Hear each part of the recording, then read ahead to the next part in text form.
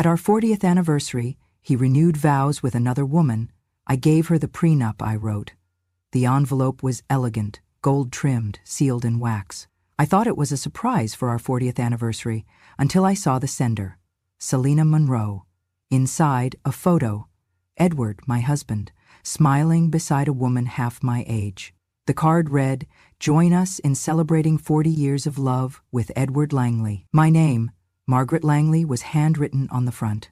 There was even a note, "Your presence means the world." I didn't cry. I didn't scream. I just placed it on the table, turned off the kettle, and sat in silence. 3 days later, I pulled out my old wedding dress. Ivory lace, hand-sewn hem, tiny seed pearls. It still fit, loosely now. I pinned up my thinning hair, added powder, and slipped on old heels. In the mirror, I looked like someone attending her own funeral. I didn't go for closure. I went so they'd see me. The venue was a garden estate, elegant and distant, made for fairy tales, not betrayals. I walked in alone, past rose petals and violins, the kind of beauty meant to soften a blow. Then I saw it. White chairs, floral arch, twinkling lights. "Thank you for joining us to celebrate the extraordinary love of Edward and Selena." Applause. And me, frozen, silent, at my own husband's wedding. They stepped out smiling, Edward in the cologne I'd bought him, looking 10 years younger. Selena draped in silk white, perfect and poised.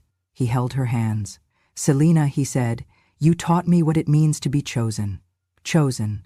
After 40 years of burnt dinners, hospital nights, and folding socks in silence, he said he never knew love until her. The crowd sighed. She dabbed a tear. And I stood alone in the grass, unacknowledged. Not a guest, not a wife, just a shadow watching her life be rewritten. Without her. I didn't faint.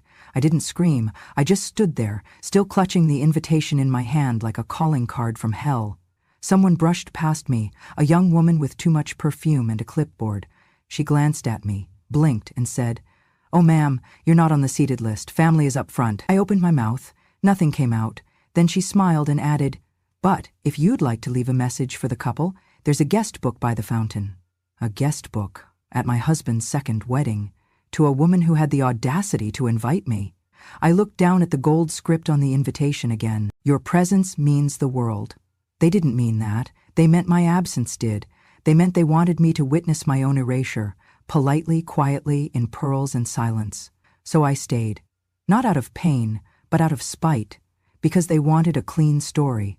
A love that was never tarnished, a man who'd outgrown his past and found something true. And I was going to remind them, gently, graciously, devastatingly, that his past had a name. Mine. Margaret Langley, the first and only Mrs. Edward Langley. And I had a vow of my own, just not the kind they expected.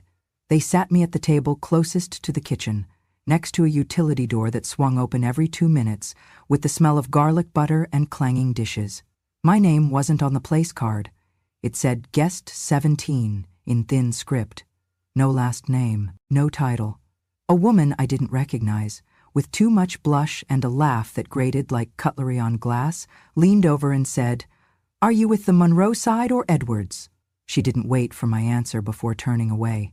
The table was full of people who didn't know me. Strangers sipping champagne, talking about a love story they'd only heard one side of. Not one of them looked over when I sat down, not even my own children. Daniel arrived first, my son. He wore a tailored navy suit that looked like it cost more than my first car.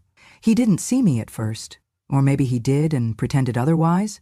When he finally made eye contact, it was quick, blank. He gave a tight smile, one of those corporate nods people use at networking events. Then came Anna, my daughter. She looked stunning. Recently red silk dress, perfect makeup, earrings that sparkled like her father's promises. She walked in on the arm of a man I didn't know. She passed my table, slowed for half a second, and leaned toward Daniel. "She came?" she whispered, not quite quiet enough. Daniel shrugged. "Don't look, maybe she'll leave." Then Anna laughed, and then, quietly, like a dagger hidden in silk, she muttered, "She looks disgusting. Why would she show up like that?" I turned my head, pretended I didn't hear, stared at the centerpiece, a bouquet of lilies and roses I would have loved 20 years ago. I could feel my hands trembling in my lap, The dress I wore, my wedding dress, once white, now yellowing at the seams, suddenly felt like a costume, like a relic no one wanted to remember. I had raised them, cooked for them, stayed up all night when they had fevers, fought bullies, broke hearts. I missed my own mother's funeral because Anna had appendicitis. I pawned my engagement ring once to pay for Daniel's first semester books when he forgot to apply for aid. But tonight, I was the stain in their story. Up front, the music swelled again. The MC returned to the microphone, a polished smile plastered on his face. And now, friends, he beamed, we reach the most heartfelt moment of the evening. Edward and Selina, two souls who've traveled life's path with depth and grace, are ready to exchange tokens of that journey.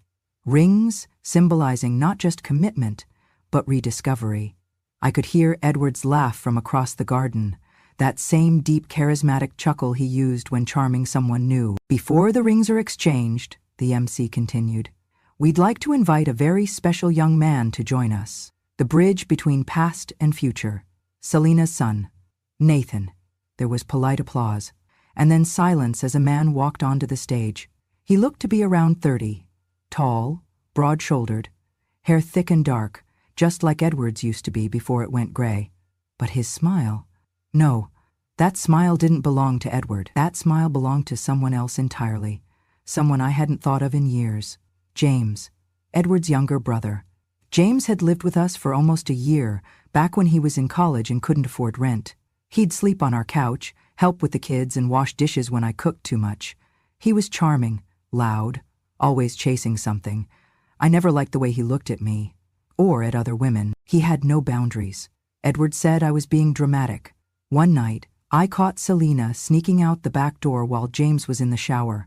That was 29 years ago. Back then, she was just a friend from work. And now, here she was, being handed a ring by a man who looked exactly like James in his youth. I felt my stomach twist, a slow, deep curl of nausea that crept from the base of my spine to the edge of my throat. Kalina took the ring, kissed her son on the cheek. Edward smiled beside her, clueless or pretending to be. Maybe he'd never done the math, or maybe he didn't care. Nathan stood there, proud. He didn't acknowledge me, didn't glance my way. Why would he? I was just the woman who raised the real family while Edward started a new one behind my back. Then came the final blow. Edward turned to Selina, held her hands, and spoke into the microphone.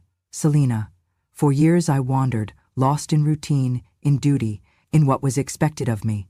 I didn't know what I was missing until you came along. You woke me up, made me feel seen, alive, like I mattered again. The crowd sighed. Selina wiped her cheek dramatically. You are my soulmate, my real companion, the one who didn't just stand beside me, but inspired me to become who I was always meant to be. The MC nodded solemnly. A beautiful tribute to true love found. I stared at Edward, at the man who used to fall asleep with his head in my lap after long days, the man I nursed through pneumonia, through layoffs, through bankruptcy, the man who used to whisper, "Don't leave me, Maggie, I'd be lost without you." And now I was the map he'd burned so he could explore elsewhere. I stood slowly. No one noticed. I walked past the tables, past the champagne flutes and the dessert trays, past the twinkling lights and carefully rehearsed lies. As I reached the exit, I paused just long enough to look back. Edward and Selina were dancing now, swaying under fairy lights, locked in a pose that looked like permanence. But I knew better, because I knew where the cracks were buried, and I still had the original blueprint. They thought this was the beginning, but it was just the second act, and I was no longer an extra in their play. I wasn't always like this. There was a time, not so long ago, though it feels like another life now, when heads would turn when I entered a room, when people leaned in to hear what I had to say, when my laughter was light and my posture was proud and my hair caught the sun just right. I was the kind of beautiful that didn't need explanation, not flashy, not loud, just present, unapologetically alive. I was 21 when I met Edward. He was 26, already on his second company car and first heartbreak. He was charming back then, tall, ambitious, and just broken enough to feel like a project. I mistook the cracks in him for places I could pour my love into. He said I looked like someone out of a painting. that I was the kind of woman men write songs about and spend decades regretting losing. I believed him. I fell fast. I thought he did too. We got married in the spring.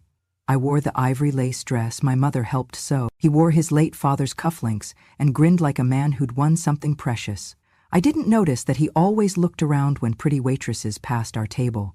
I didn't notice that he never remembered my favorite flower or the name of my sister. I thought marriage would smooth those things out, that love would be enough. We bought a house, modest and bright, with a garden out front. I got pregnant 6 months after the honeymoon. Daniel was born first, then Anna 2 years later. I had dreams, finishing my degree in English, becoming a teacher, maybe publishing that collection of poems I'd scribbled in college, but then the daycare was too expensive. Then Edward lost his job for the first time. Then Daniel got sick and needed round-the-clock care for 3 months. And suddenly, I wasn't a woman with dreams anymore. I was a mother. Then I was a homemaker. Then I was background noise. I told myself it was okay, that I was doing something noble, that my sacrifice meant something. But sacrifices, I've learned, only count when someone remembers them. By the time Anna turned 5, Edward had started staying out late. Meetings, he'd say. Networking, client drinks. I'd stay up waiting. Sometimes I'd fall asleep on the couch, my neck stiff and my heart hopeful. One night, he came home at 3:17 a.m., smelling like hotel soap and someone else's perfume. I said nothing. I wanted to scream, but Anna had a field trip the next morning and Daniel had his first piano recital. So I made breakfast. So I smiled. So I folded his shirt the next day, even as my hands shook. When Daniel was 10, I found the first real proof, a receipt for 2 at a restaurant I'd never been to, on our anniversary. I confronted him, quietly, in our bedroom after the kids were asleep. He looked me in the eye and said, "Don't ruin this over something small." And I didn't. Because I had children who loved their father. Because I still believed he might come back to me. Because somewhere, deep down, I thought this was what love looked like. Patient, enduring, one-sided. The years blurred. One day I woke up and didn't recognize the woman in the mirror. My once bright hair was streaked with gray and tied in a permanent knot. My hands, once soft and ink-stained from poems, were red from dishwater and cracked from winters without gloves. My posture was curved not by age, but by years of leaning down to clean, to comfort, to carry. I looked tired even when I slept. I looked quiet even when I spoke. I looked invisible even to myself. But Daniel always had clean clothes, and Anna never missed a birthday party, and Edward always had dinner hot on the table, even when he came home 2 hours late. I called that love. I remember the day Anna told me I was embarrassing. She was 15. We were at the mall, and I had worn one of Edward's old sweaters over my dress because the air conditioning was too cold. I had tried to fix my hair in the car mirror, but didn't have time to redo my makeup. She looked at me, then looked around and whispered, "Can you walk behind me?" I said nothing, just nodded. That night, I went to bed early. Edward came in past midnight, drunk and laughing into his phone. I stared at the ceiling and thought, this is how women vanish. Not all at once, just one insult, one silence, one missed hug at a time. I used to be radiant, but light can't shine forever when no one looks at it. They say I let myself go, but I didn't let go. I was pushed. I was worn down. I was used by children who only remembered the mother who packed lunches, not the woman who loved books and Bach and red lipstick, by a husband who only saw me as something to lean on until he found something younger, shinier, easier. Every wrinkle on my face has a name. Every sag in my skin is a price I paid. And yet, when they saw me at that wedding, in that old dress, with my back a little curved and my shoes a little scuffed, they saw shame. They didn't see the war I'd fought. They didn't see the fortress I had been. They didn't see that I had burned so bright for them that there was barely anything left of me. Until now. Because now, I'm tired of being a ghost in my own life. Now, I remember who I was. And if they think I'm done, then they've forgotten who built the house they're standing in. And what happens when the woman who laid the foundation decides she's done being quiet? I left the party before the cake was served.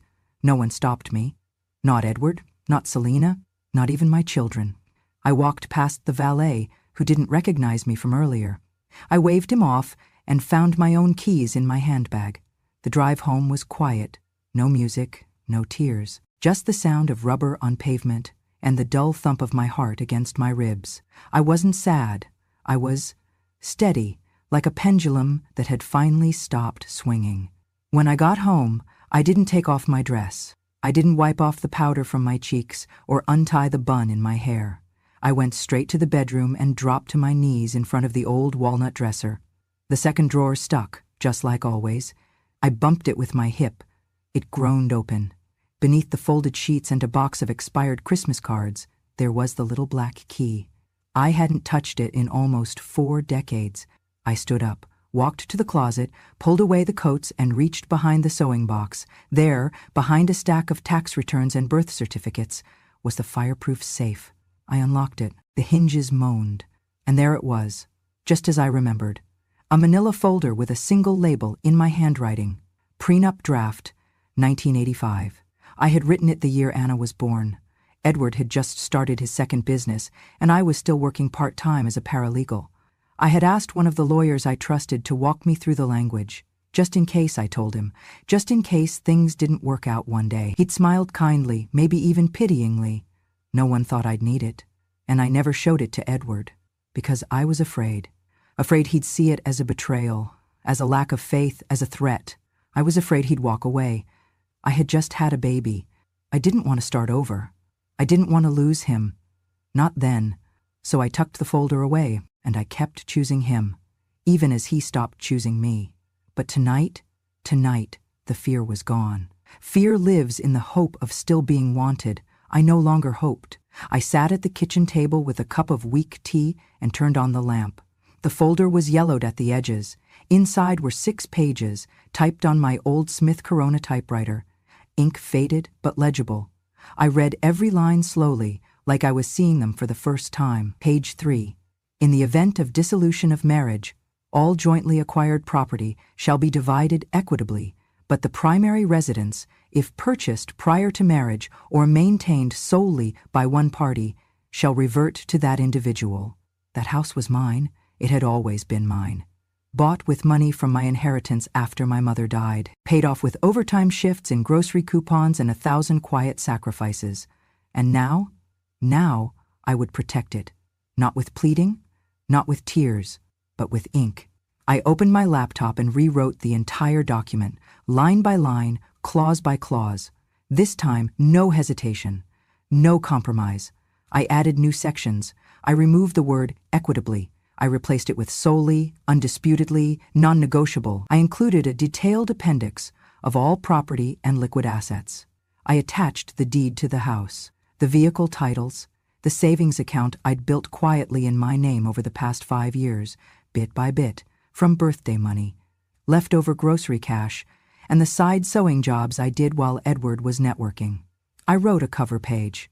Edward, this is the contract I should have asked you to sign 40 years ago. You built a future without me. I'm simply making sure you don't take mine with you. Best, Margaret. The next morning, I dressed simply. Slacks, cardigan, flats, hair pulled back, no makeup. I didn't need to be pretty anymore. I needed to be clear. At 10:30 a.m. I walked into a law office I hadn't visited since 1992. They still had my name in the system. The receptionist blinked at me when I handed her the folder. I'd like to notarize this, I said calmly, and I'd like to speak to someone about a rapid divorce filing.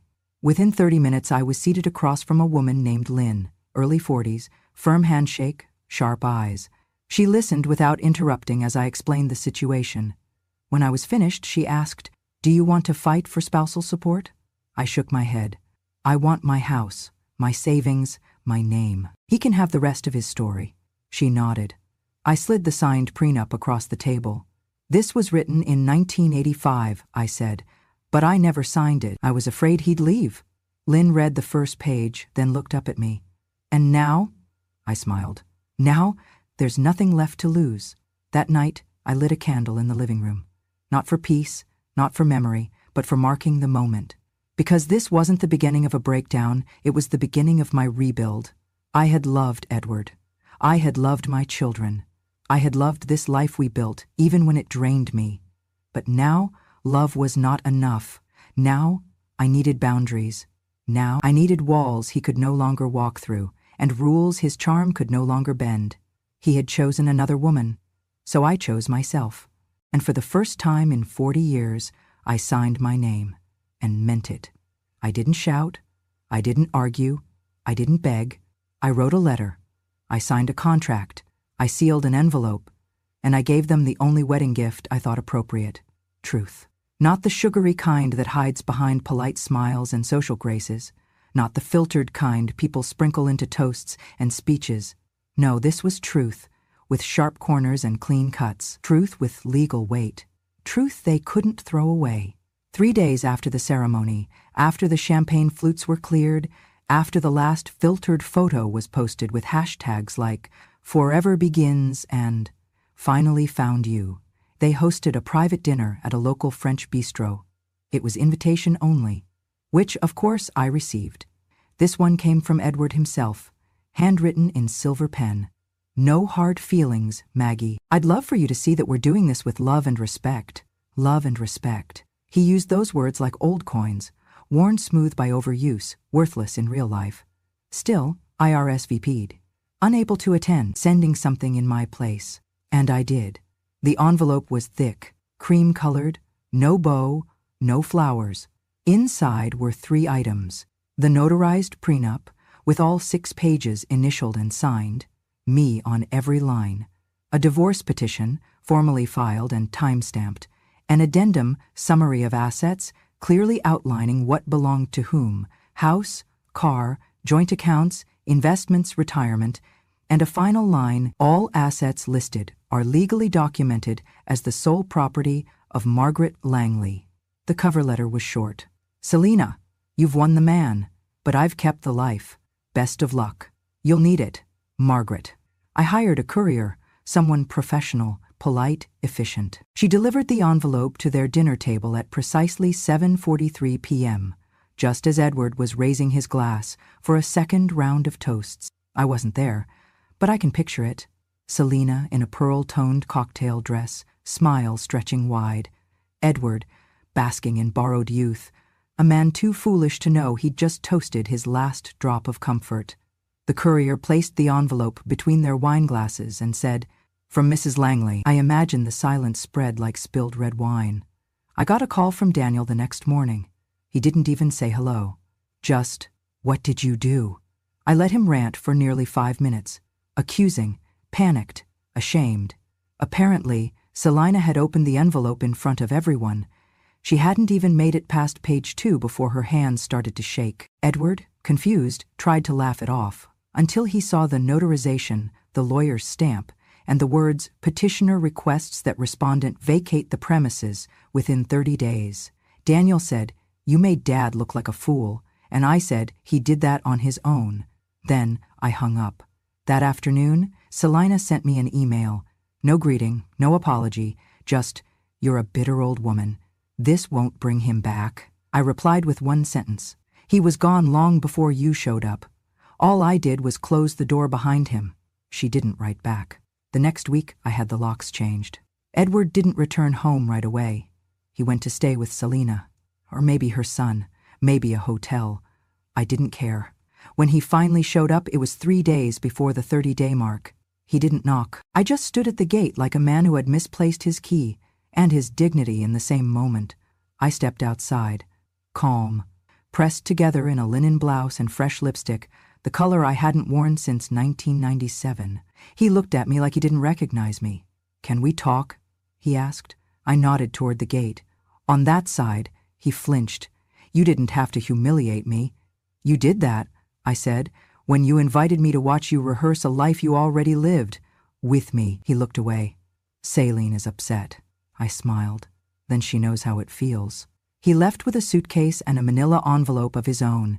Inside it, a copy of the signed prenup, the divorce petition, a detailed explanation of why he had no legal claim to anything but his own name, 40 years of marriage, 3 affairs, 2 children who no longer looked at me like family, and now, one very clean ending.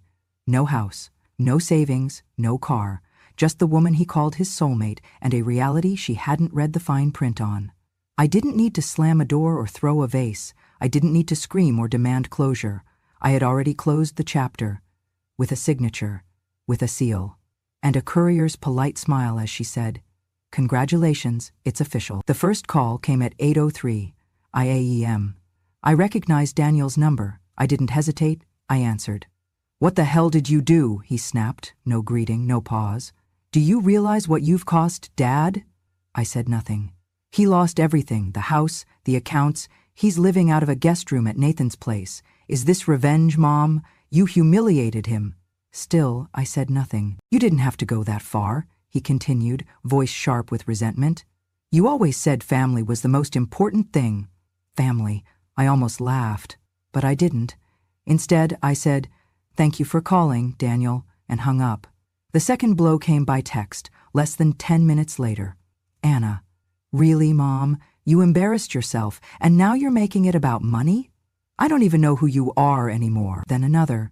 "You've always been so dramatic. Maybe now that Dad's moved on, you should too." And then the one that lingered longest. "You just can't stand to see someone else happy, can you?" I stared at the screen for a long time. No mention of the wedding. No mention of the woman their father paraded in front of me. No acknowledgement of the years I bled for them in silence. Just contempt. They weren't angry that I'd been erased.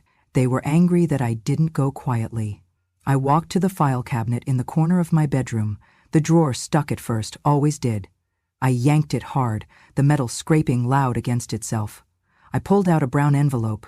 Inside, my will. Drafted 10 years ago, updated 3 times. Daniel and Anna were listed as co-beneficiaries.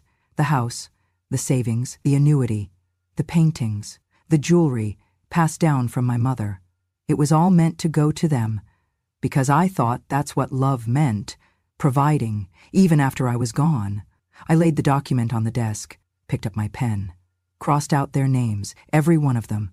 The new version was shorter, cleaner.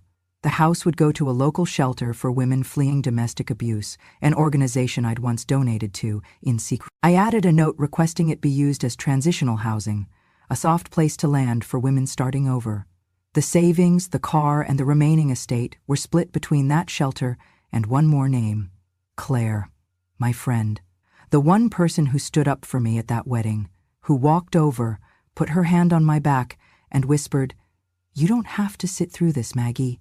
You don't owe them your pain." The only person who looked at me and still saw a woman, not a role, not a relic. She hadn't judged my dress or my silence. She had offered me a ride home. She had come back the next day with flowers and pie and a stack of old photo albums she said we'd laugh through eventually. She didn't owe me anything, but she gave me everything my own children refused to. I called the notary that afternoon.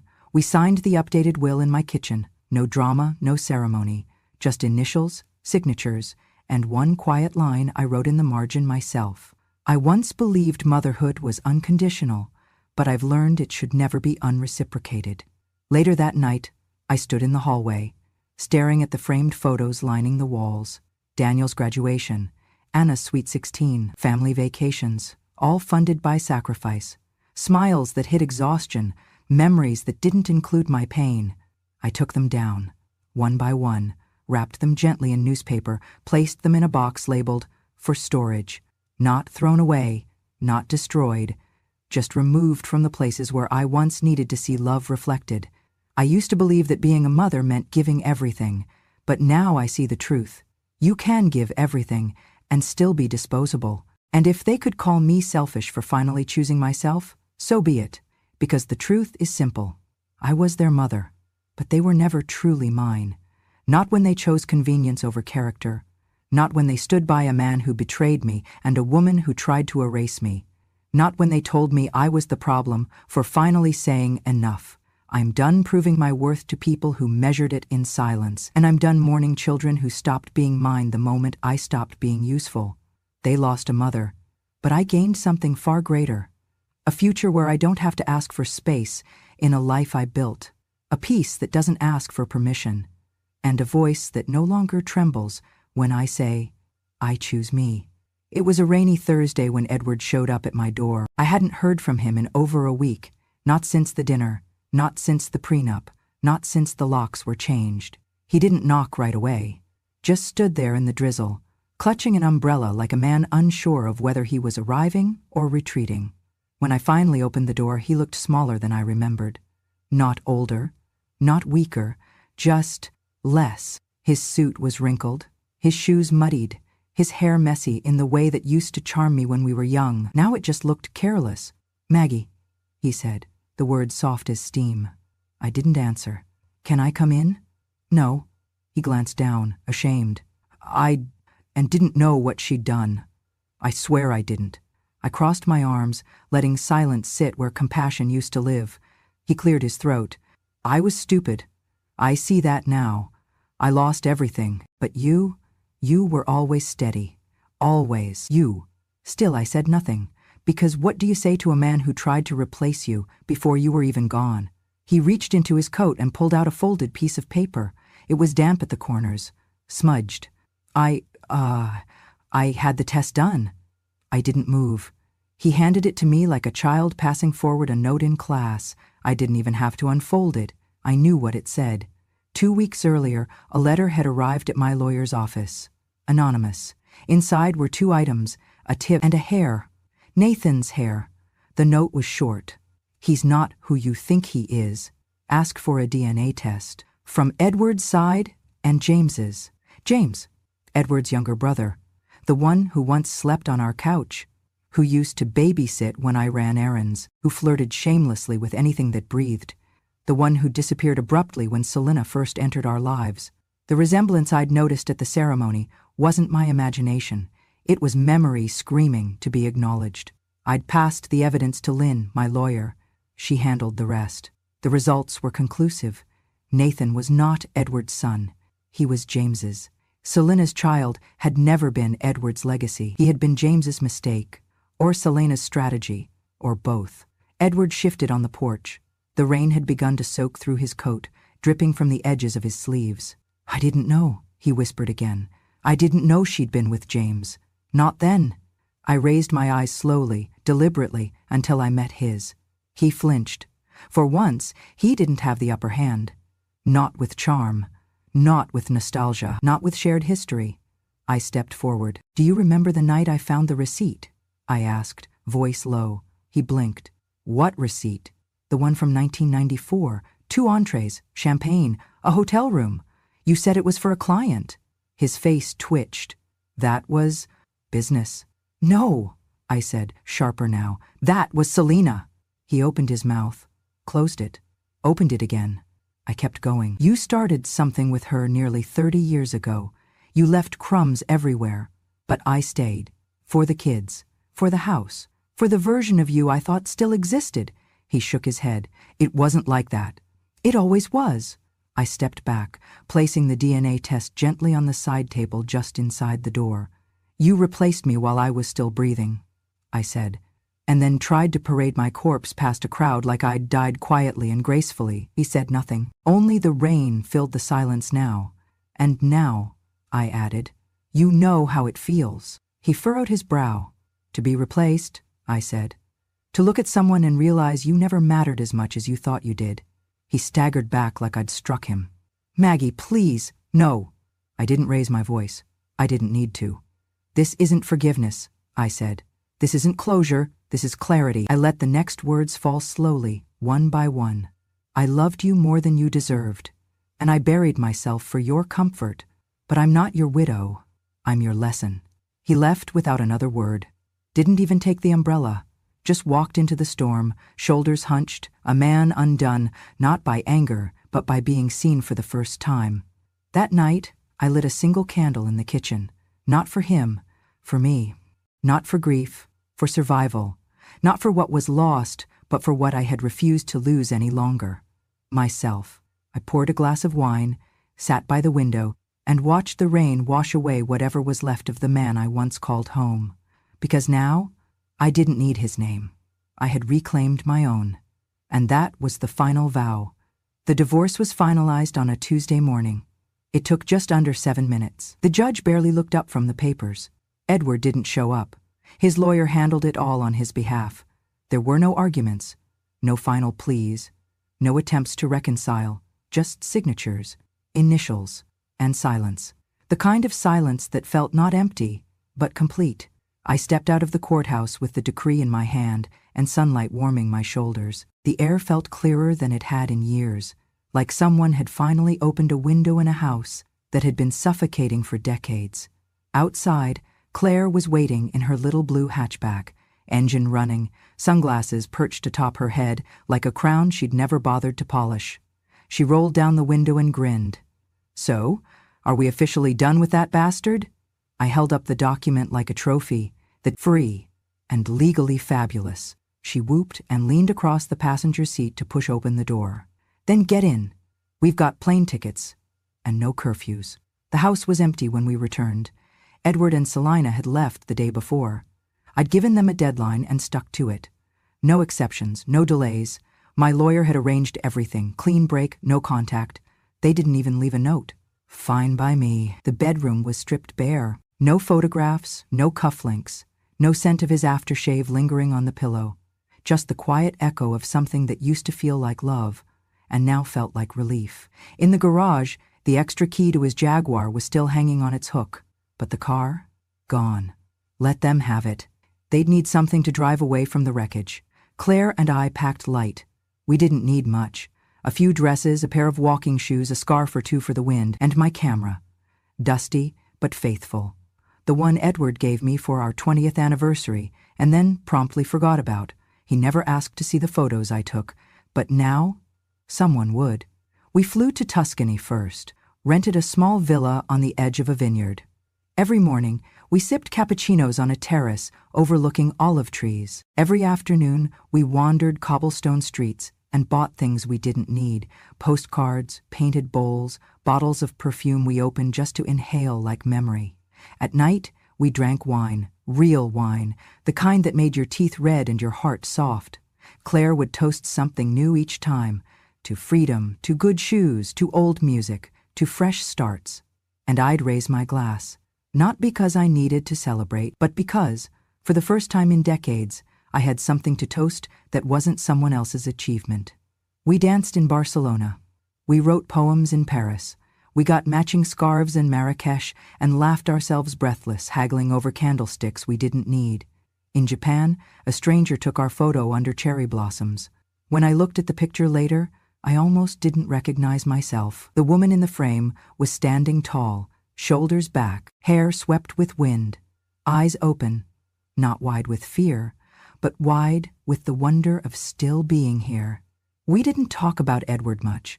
Sometimes his name would come up when we passed a restaurant I used to dream of trying, or when I saw a suit that looked like one I once pressed for him before a job interview, or when a song played that he used to hum back when he was still mine. But mostly he was just gone. Not a ghost, not even a scar, just absence. And that, somehow, was more peaceful than pain.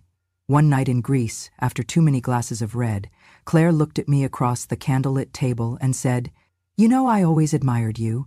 I raised an eyebrow. "For what? Staying too long? For giving too much?" She shook her head. "For surviving it without becoming bitter."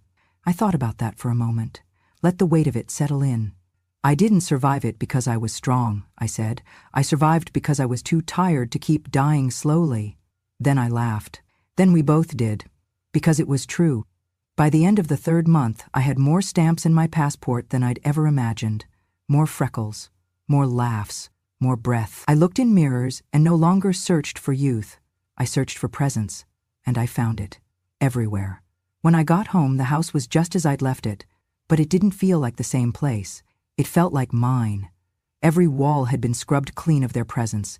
Every room breathed differently. The silence wasn't heavy. It was honest.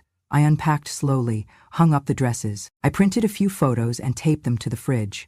Not framed, not perfect, just there, just real.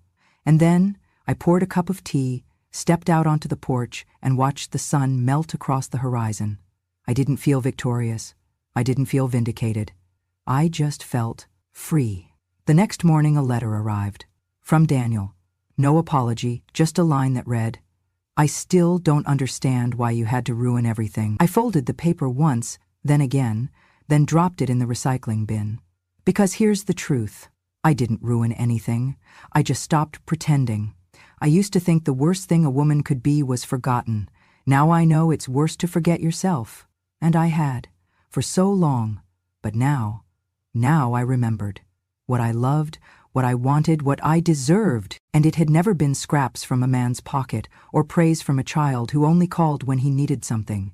It had been this, a seat at my own table, a story I didn't have to whisper, a name I didn't need anyone to pronounce for me. No, I didn't win.